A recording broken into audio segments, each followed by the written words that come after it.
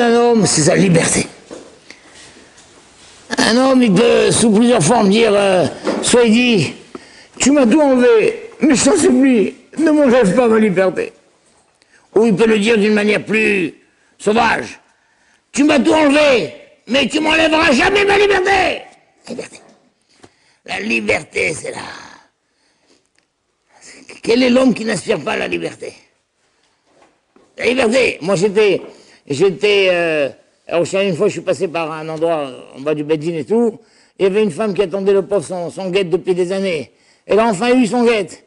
En sortant, il y avait ses copines. Elle disait, ça y est, je suis libre, j'ai mon guette. Ah, ça y est, la liberté.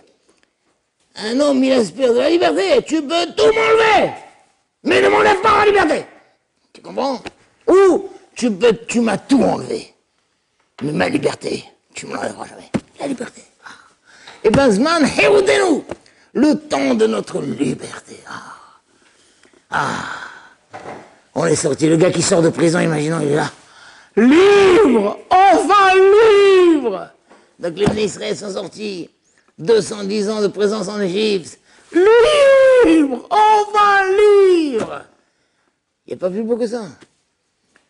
Le gars dit, alors, mais de quoi tu vas vivre maintenant? Ben, on vivra d'amour et d'eau fraîche, mais on est libre. Tu comprends comme c'est beau? Il y en a des fois, ils quittent la yeshiva. Libre! Libre, enfin libre. Tu comprends? Alors maintenant, quand tu demandes à un enfant, c'est quoi la liberté? Toi, t'as un enfant encore? C'est quoi la liberté? Tous les enfants disent la liberté, c'est quand on fait ce qu'on veut. On fait ce qu'on veut. On mange quand on veut. On dort quand on veut. On se réveille quand on veut. On parle comme on veut. On s'assoit où on veut.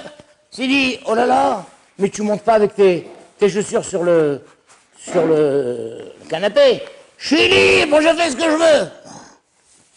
L'autre, une fois, une mère m'a raconté que sa fille de 6 ans, à 4 heures, elle a ouvert le frigo et elle a bu un verre de jus d'orange. Sa mère lui a dit, on ne prend pas du jus d'orange à 4 heures parce que ça empêche de dormir. Elle lui dit, oh, je suis chez moi, hein, je suis libre.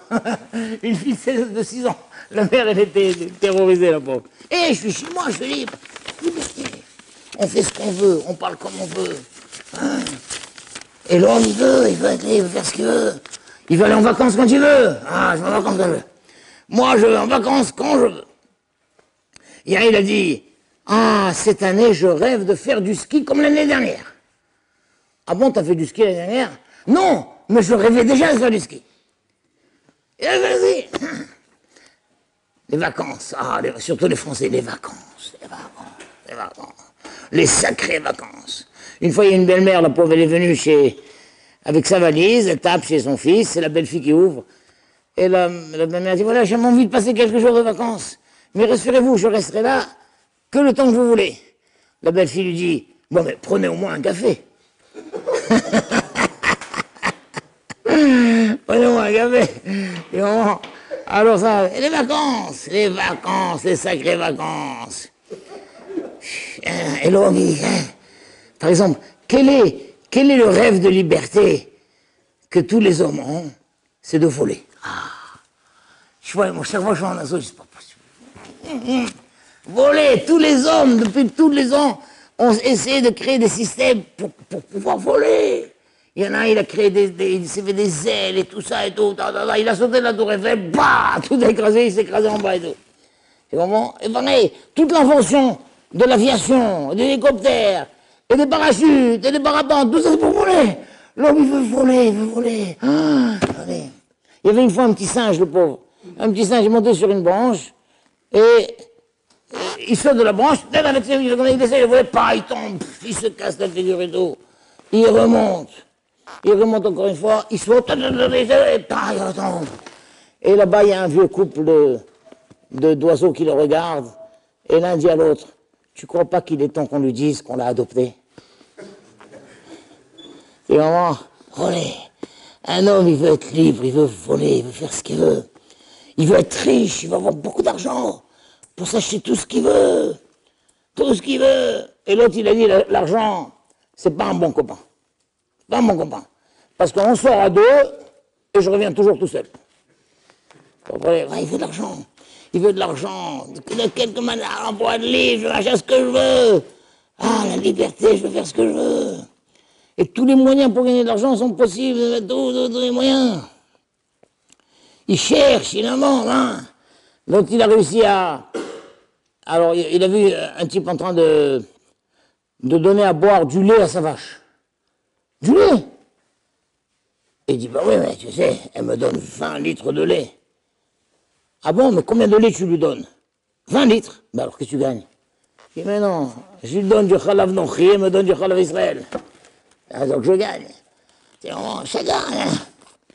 Ce qu'il veut, même d'une manière pas trop honnête. Ah, ils ont mis dans le supermarché là-bas, à Kiryat Yovel, ils ont marqué urgent. Urgent, nous cherchons veilleur de nuit. Eh bien, la fiche a fait son effet. Le lendemain, ils sont venus, le magasin était dévalisé. Vraiment, parce que les voleurs l'ont vu. Un homme, il veut être libre, il veut gagner de l'argent, il veut profiter. Il veut kiffer sa vie, il veut prévenir, hein. Rien ne l'arrête. Liberté! C'est le plus beau jour de ma vie, j'ai retrouvé ma liberté! Liberté. Un homme, il n'y a rien qui le fait plus souffrir que de perdre sa liberté. Il n'est pas libre. Pas libre. Il va dans le travail, un type de mais il préfère quitter son travail. Ah, je suis libre. J'avais un patron, il me pourrissait la vie. Mais de quoi tu veux vivre maintenant, je sais pas. Mais je suis libre. Zman Herutenu, le bien le plus précieux d'un homme, c'est sa liberté. Regardez. L'homme, il veut profiter, il veut venir. Il y avait une femme, elle est tombée elle est venue chez le Rav, dire, ah, catastrophe! Catastrophe, quoi, qu'est-ce qu'il y a? Oh, il y avait un bout de beurre qui restait de la soupe halavi, je l'avais mis sur l'armoire là-bas.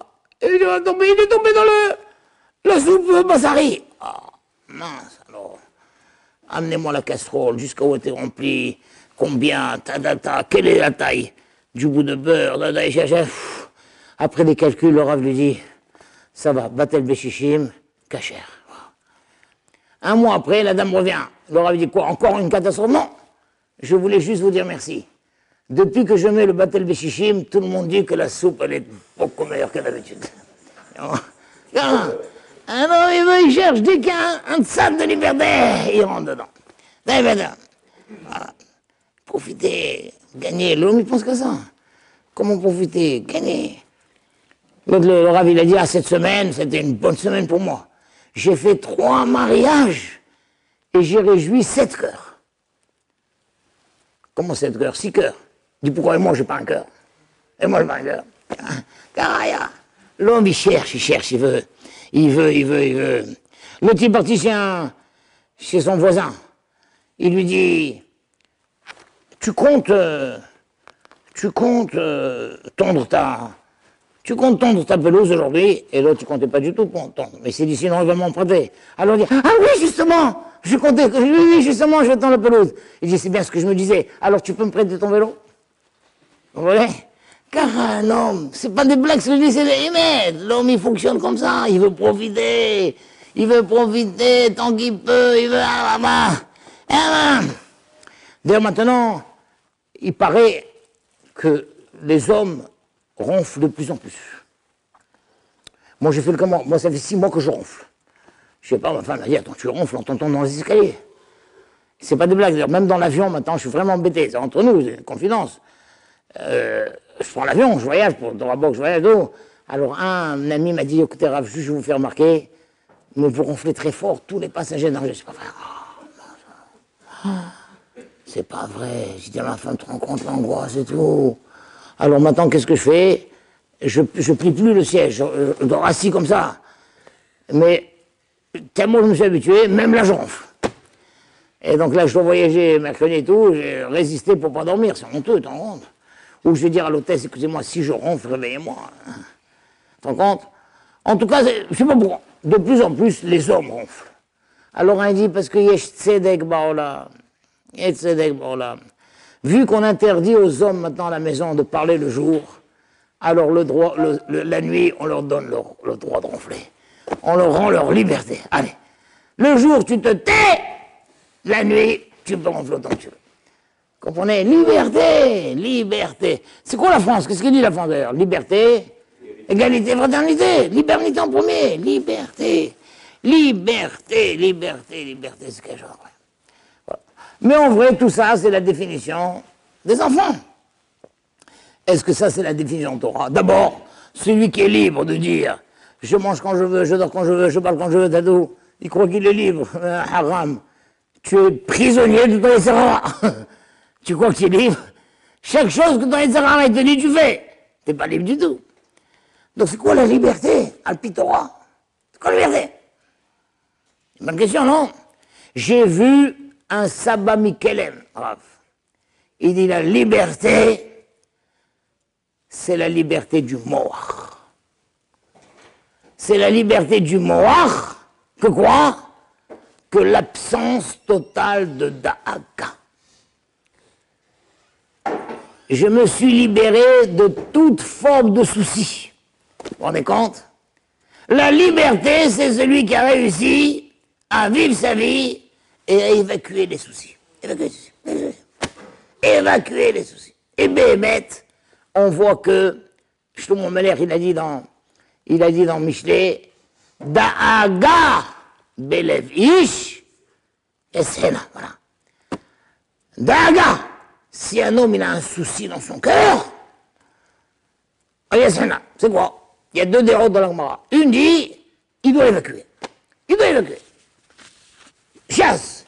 Dès qu'il y a un souci, le gars dit, attends, je suis une galère. Attends, ne laisse pas. Ne laisse pas la da'aga rentrer en toi. Bémet, la plupart des gens vivent avec des tonneaux de da'aga. Ils marchent, c'est une da'aga ambulante. Ne laisse pas la da'aga, tu es un homme libre. Libre. Ça ne veut pas dire que je dors quand je veux, je mange quand je veux. C'est que j'évacue la da'aga, j'évacue la da'aga, j'évacue la da'aga. L'autre, il dit, da'aga, s'il n'arrive pas à évacuer lui-même, mais c'est Heda. Il en parle à quelqu'un. Il parle à un copain, il dit, écoute, je suis dans une galère incroyable là, je ne sais pas comment m'en sortir, Il en parle, le fait d'en parler déjà, ça va l'aider, ça va soulager, et l'autre, il va peut-être lui donner un conseil. Il donne un conseil, il dit, mais à ta place, moi je ferai comme ça. Mais Shlomo Meler a dit, l'essentiel, ne laisse pas la daga t'envahir. Et là, tu seras un homme libre. C'est beau, c'est pas beau ça. Mais si le gars, il croit qu'il est libre, parce qu'il fait ce qu'il veut, mais d'un autre côté, il est rongé par les soucis, Daga de Parnassa, daga de santé, daga de Shalom Bayit, daga de chinour avec ses enfants. Le gars, il dit, je sais pas où tourner la tête, ça va là, je suis rempli de dagot. Je suis rempli de dagot. Aïe, aïe, aïe, aïe. Voilà, Nissan, c'est Zman, il est temps de te libérer de tes dagots. Et la force de te libérer de tes dagots. Tu n'arrives pas, parle-en à quelqu'un, prends conseil, peut-être me des conseils. Dagots. Incroyable. La Gemara dit, et comment on y arrive? C'est facile à dire, comment on y arrive? Alors ici, il y a une très belle Gemara dans Brachot d'Af Samer, à Moudalef, qui dit, Tanu Rabbanan, Ma'ase behilel azaken, Shaya ba bederech. Il venait en chemin, Veshama kol tsevacha ba'ir. Il a entendu des cris dans la ville. Malheur! Malheur! Ah, des cris, des hurlements, des cris. Hein? Qu'est-ce qu'il a dit? Amar, Muftarani chez Enze Betorbeti. Je suis sûr que ça ne vient pas de ma maison. Je suis sûr que ça ne vient pas de ma maison. Et tel que c'est marqué,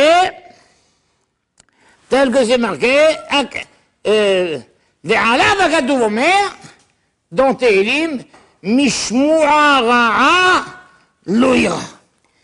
D'une shmura ra'a, d'entendre une mauvaise écoute, il n'a pas peur.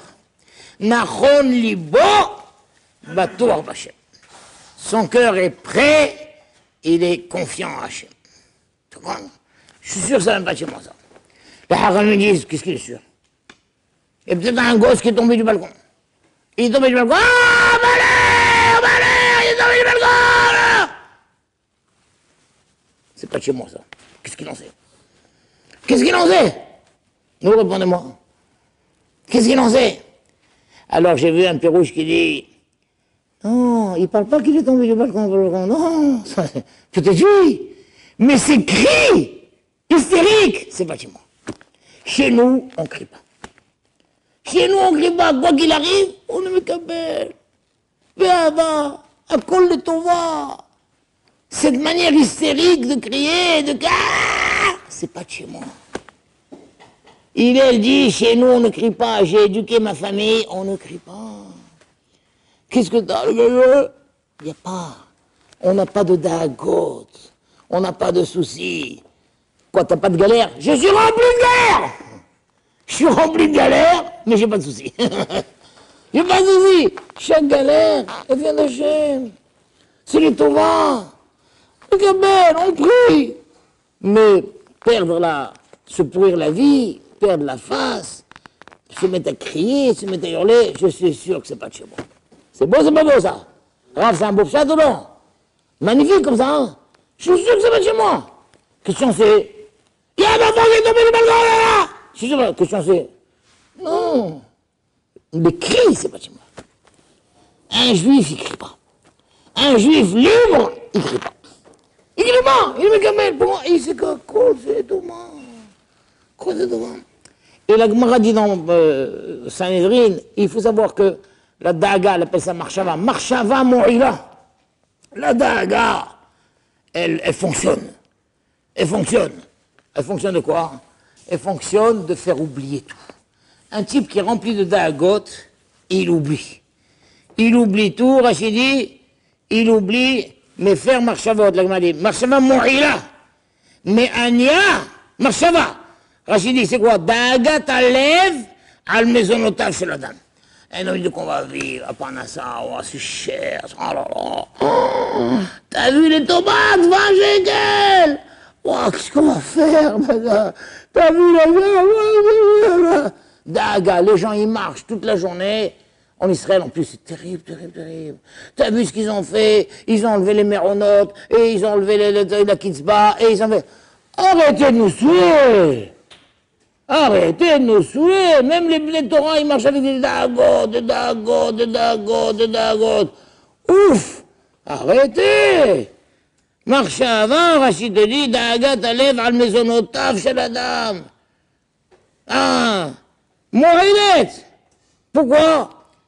Le gars, il oublie tout. Dis-moi, ah, j'ai oublié. Mais tu devais, ah, j'ai oublié. Mais il y avait là-bas, ah, j'ai oublié.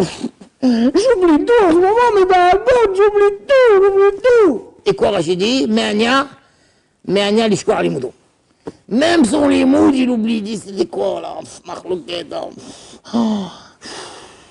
j'oublie tout, mais Dagot me mange la tête, j'oublie tout. Alors qu'il te dit de laisser ta Dagot, pourtant le passou qui dit, me faire marchavot aromim. Mais faire marchavot aromim.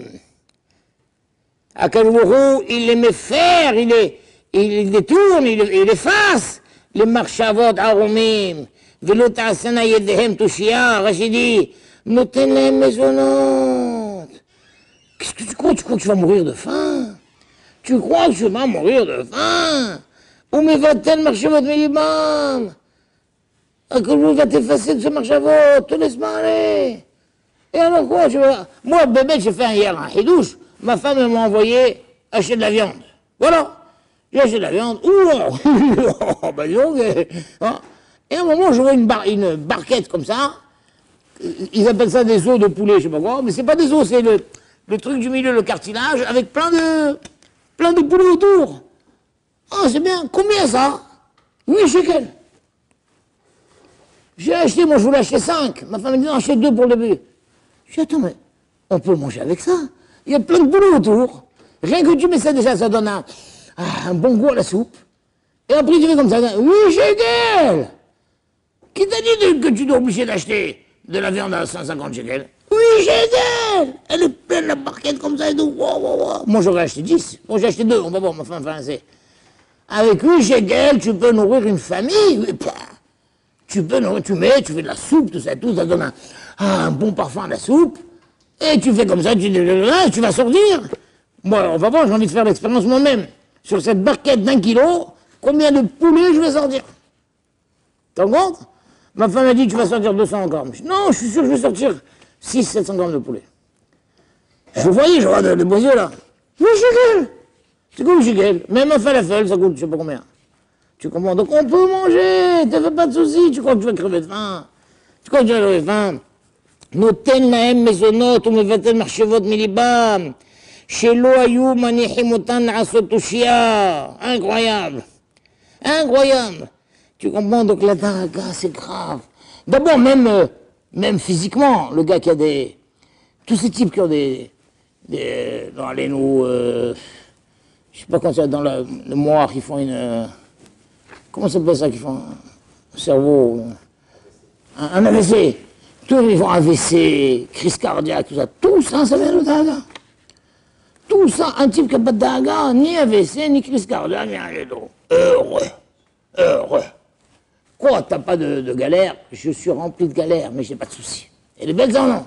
J'ai des galères, mais je n'ai pas de soucis. Toi, t'as une tête, on dirait que t'es rempli de soucis, là. Ah ben, quand tu souris, t'es beau, voilà. Tu comprends? T'as pas de galère, je suis rempli de galères, mais j'ai pas de soucis. C'est ça ma liberté. C'est ma liberté. On se rend compte comme c'est beau?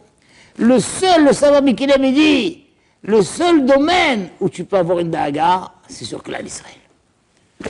Là, quelqu'un dit, je me fais du souci pour le clan d'Israël. Pour le clan d'Israël. Mais mettre le clan d'Israël, il souffre, tu as le droit de te faire du souci avec. On voit que Rachi, il est niftar à l'époque des croisades. Vous avez entendu parler des croisades? Tu as entendu parler des croisades? En quelle année les croisades? La première croisade, il y a eu 4 croisades. Première croisade, on appelle ça la croisade des pauvres gens. En 1095. 1095. À l'appel du pape, je ne sais pas comment il s'appelle, marchez-moi celui-là. Lors du concile de Clermont-Ferrand. D'aller libérer le tombeau de Chouchou. Ils ont massacré des juifs et tout. C'était terrible, la période des croisades était terrible.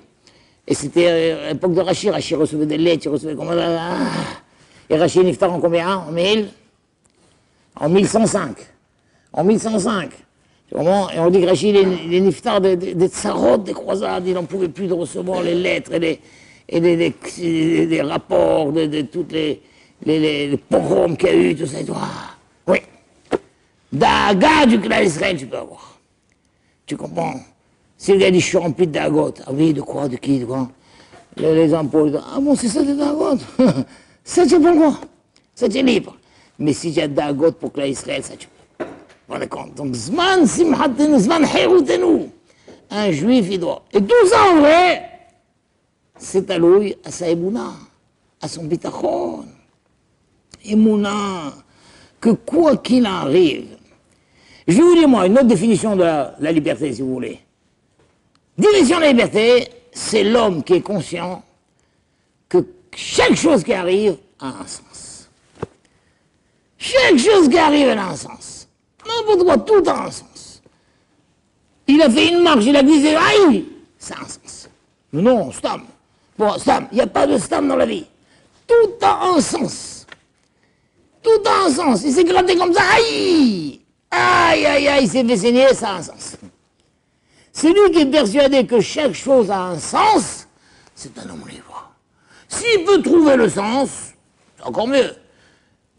Mais si, voilà, il y avait chez Rav, ce grand sadique, que le lait a débordé. Il est débordé, il est en train d'étudier, il entend la fenêtre de la cuisine, ah! Il arrive quoi? Le lait a débordé. Le lait a débordé. Vous savez quand on fait le... Il dit à sa femme, oui, il faut chercher, ça a un sens, ça. Ça a un sens. Pourquoi le lait a débordé? Ben, stam. Il n'y a pas de stam dans la vie. Elle a cherché. Elle a réalisé que tous les jours, le laitier, il pose la bouteille, elle lui met l'argent. Mais il y a 2 ou 3 jours, je sais pas quoi, elle avait oublié de mettre l'argent. Et depuis, elle a oublié. Cours vite, c'est le lait. Si le lait a débordé, il y a un sens. Celui qui vit avec cette idée que tout a un sens. Et forcément, le sens, il est l'étova. Hachem, il est là pour nous rappeler, pour être métaken, tout ça et tout. Il n'a pas de dagote. Mais celui qui croit que c'est n'importe quoi, la plupart des gens diront, ah, bravo, ma vie, c'est du n'importe quoi, il m'arrive des choses, c'est du n'importe quoi ce qui m'arrive là, je comprends pas du tout, voilà. Ben, tu comprends pas peut-être, mais ça a un sens. Il n'y a pas de sens comme ça. Voilà. Il n'est pas libre. La vraie liberté de savoir que chaque chose qui m'arrive, elle a un sens. Que je la veuille, que je ne veuille pas, il n'y a pas de stam, il n'y a pas de rien, un sens. Tout a un sens.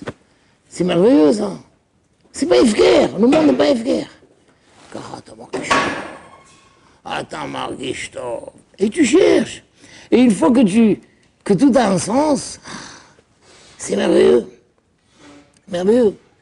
N'importe quoi. Tous les gens, ils ont dit la Shoah. Combien de gens ont perdu leur émouna pour la Shoah? Il était où Dieu, tout. C'est ton problème, toi, il était où Dieu.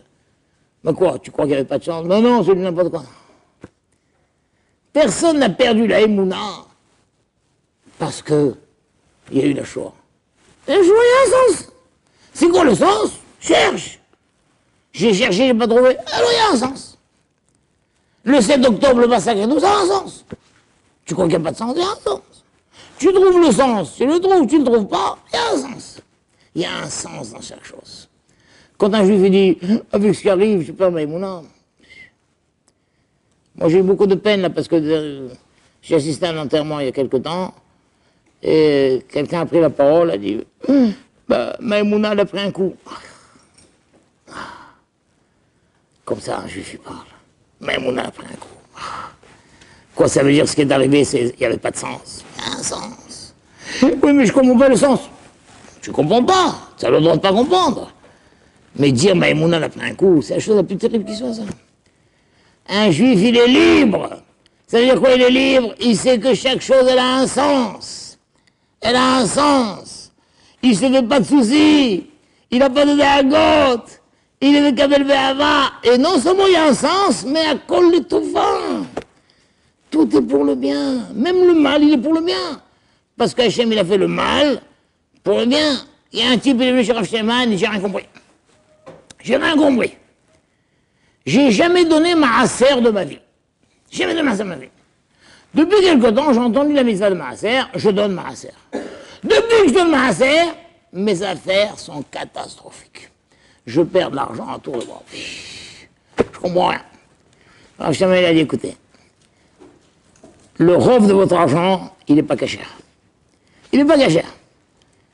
Donc, tant pis, Hachem ne s'est pas occupé de vous.